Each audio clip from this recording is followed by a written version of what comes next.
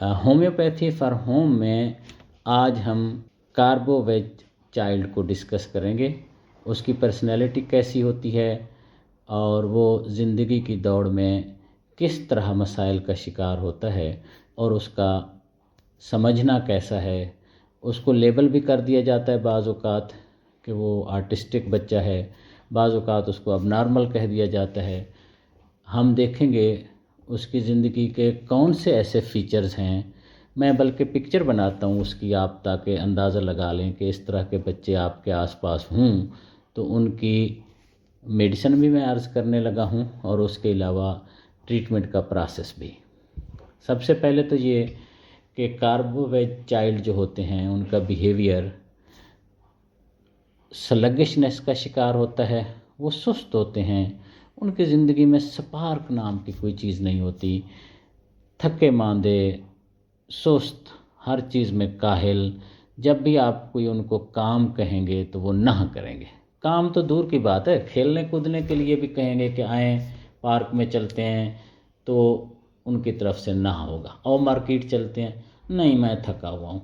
चलें आओ क्रिकेट खेलते हैं, नहीं मैं नहीं जा सकता। किसी भी जगह जाना आना निकलना उनके लिए बहुत मुश्किल है।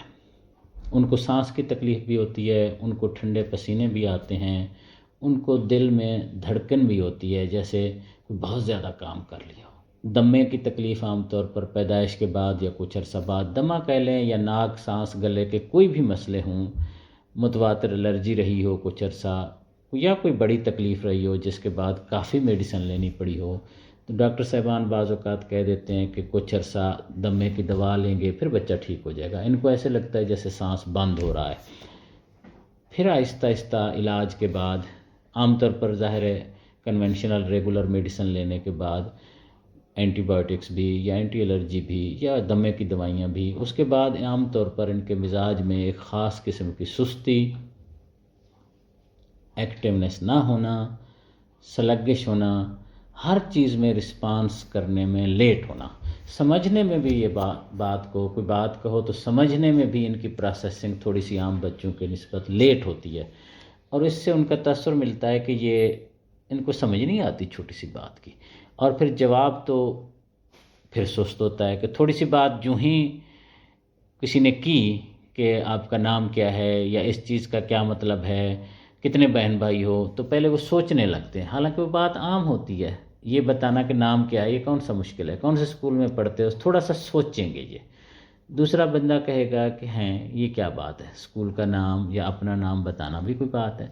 तो इससे लोग अंदाज़ा ये लगा लेते हैं, टीचर हों, ट्यूटर हों, फैमिली मेम्बर्स हों, वो ये अंदाज़ा लगा लेते हैं कि ये बच्चे नॉर्मल नहीं हैं।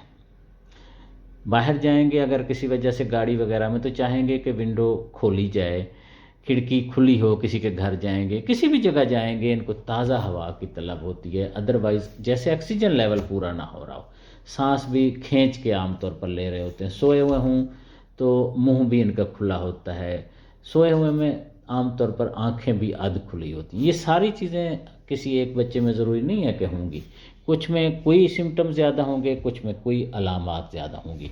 लेकिन जो मेजर इशू है सुस्ती, ज़िंदगी की रमक का ना होना, बच्चों में एक शरारतीपन जो होता है उसकी कमी वाज़े नज़र आना, किसी काम में इनिशिएटिव ना लेना, स्कूल में अगर जाएंगे तो माँ के साथ चिपके रहेंगे जब ये छोटे होते हैं, क्लास में पीछे बैठेंगे आमतौर पर।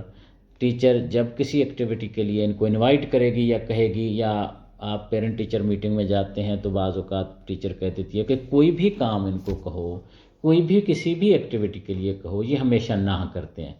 खेलने के लिए भी आमतौर पर जब बच्चे दौड़ भाग कर रहे होते हैं तो ये आराम से एक जगह बैठे होते हैं, इनको कोई परवाह खेलने कूदने की नहीं होती।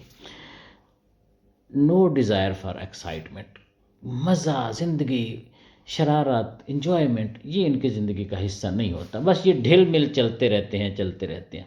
इसी तरह अगर किसी काम पे इनको मजबूर किया जाए, जैसे टीचर्स के लिए कहें ट्यूटर आया है पढ़ो, जैसे कहें कि लाजमी आप जाओ, आप खेलने जा रहे हैं, आपने भी जाना है, जैसे कहें कि आपने स्टोर से मार्केट से ये उठा के लाओ, चीज़ लेके आओ, तो फिर ये पीविश हो जाते हैं, यानी इरिटेट होते हैं। پھر یہ رولا مچاتے ہیں۔ جب ان کو پابند کیا جائے کسی کام کرنے پہ جس میں محنت انوالو ہو، جس میں ایکٹیویٹی انوالو ہو، وہاں یہ بہت پھر اریٹیٹ ہوتے ہیں۔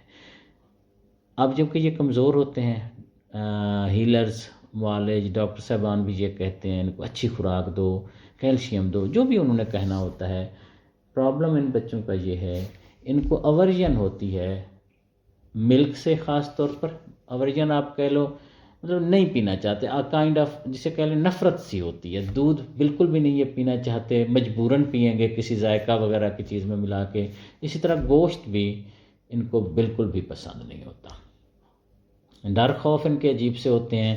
سونے سے پہلے، یعنی جب سونے کا وقت ہے اس وقت سے لے کر نیند میں جانے تک ان کے ڈر خوف فوبیا زیادہ ہوتے ہیں۔ ان کو حادثے نظر آتے ہیں، ایکسیڈنٹس نظر آتے ہیں، ان کو جن بھوت بھی آنکھیں بند کرنے پہ ان کو نظر آتے ہیں جیسے جن بھوت نہ چل رہے ہیں۔ آنکھیں بند کرتے ہی امیجنیشن ان کی بڑھ جاتی ہے۔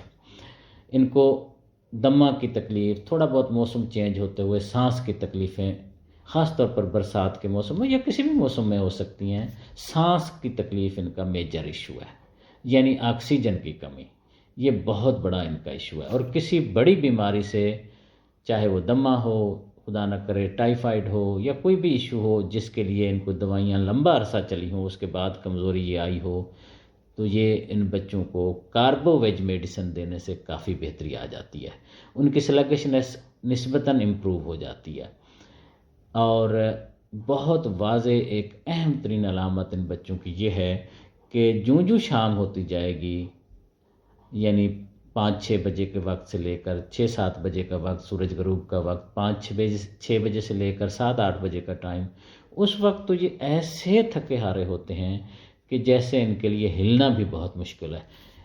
کچھ مائیں جب ان کا ذکر کرتی ہیں کھانے پینے کا، کھیلنے کودنے کا، تو خاص طور پر یہ کہتی ہیں کہ شام کو ان کو ایسا نظر آتا ہے جیسے ان کو کھانا بھی لیٹے لیٹے ہی دینا ہوگا، اور واقعی ایسا بعض اوقات کرنا بھی پڑتا ہے، کیونکہ وہ ورنہ کہتے ہیں ہم اٹھ بھی نہیں سکتے، اتنی بھی ہمت نہیں ہے کہ اٹھ بیٹھ کے کھانا بھی کھا سکیں۔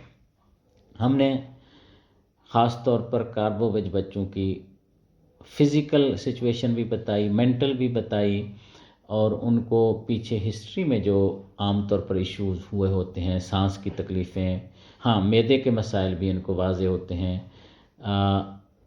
ہر وہ چیز جس سے صحت کی بہتری کا امکان ہو اس سے یہ بچتے ہیں۔ کھیل کود ہو گیا، کھانا پینا اچھا ہو گیا، ایکٹیویٹی ہوگی، ملنا ملانا ہو گیا، یہ کافی حد تک شرمیلے ہوتے ہیں۔ اور بیڈ ویٹنگ بھی ان بچے میں اکثر دیکھی گئی ہے، اور بیڈ ویٹنگ کی نشانی یہ ہے ان کی کہ ان کا جو یورین ہے بیڈ ویٹنگ کے بعد وہ کپڑے پہ لگا ہوا، بستر پہ لگا ہوا، عام طور پر وہ پنکش یا ریڈش ہوتا ہے۔ یہ خاص نشانی ہے کاربو ویج بچوں کی۔ اگر ان کو بیڈ ویٹنگ ہوتی ہو تو ان کا یورین کا کلر ریڈش یا پنکش ہوتا ہے۔ Thank you very much. ہم اگلے سیگمنٹ میں ڈسکس کریں گے کہ یہ بچے جب بڑے ہوتے ہیں زندگی کی دوڑ میں، اگر اسی طرح چلتے جائیں تو پھر ان کی زندگی میں کیا کیا مشکلات آتی ہیں، عام طور پر کس طرح کے مسائل ان کو فیس کرنے پڑتے ہیں۔ میڈیسن اگر ایسے بچوں کو دینی ہو تو ظاہر ہے سب سے اہم بات دیکھنی ہوتی ہے کہ کون سا سمٹم مینٹل لیول پہ، فزیکل لیول پہ، ایموشنل لیول پہ زیادہ اہم ہے۔ بعض لوگوں کو، بچوں کو فزیکل لیول پہ دقت ہوتی ہے، مینٹل لیول پہ اتنی تھکاوٹ ذہن کے حساب سے اتنے نہیں ڈسٹرب ہوتے، تو ان کو عام طور پر پوٹینسی تھوڑی دی جاتی ہے 230، اور اگر ایموشنل لیول پہ، مینٹل لیول پہ پرابلم زیادہ ہوں، خاص طور پر سمجھنا بات کو، خاص طور پر بات کو کمیونیکیٹ کرنا، اگر ایسی کیفیت ہو تو ایسے بچوں کو عام طور پر پوٹینسی بڑھی دی جاتی ہے۔ خوراک خود یہ کھانے لگتے ہیں، کھانا پینا زور سے کھلایا پلایا کوئی خاص مفید ان کو نہیں ہوتا۔ جب میڈیسن دیتے ہیں، ٹریٹمنٹ کرتے ہیں، تو عام طور پر یہ خود ان چیزوں کو کھانے لگتے ہیں جو ان کو کھانی پینی چاہیے۔ Thank you very much.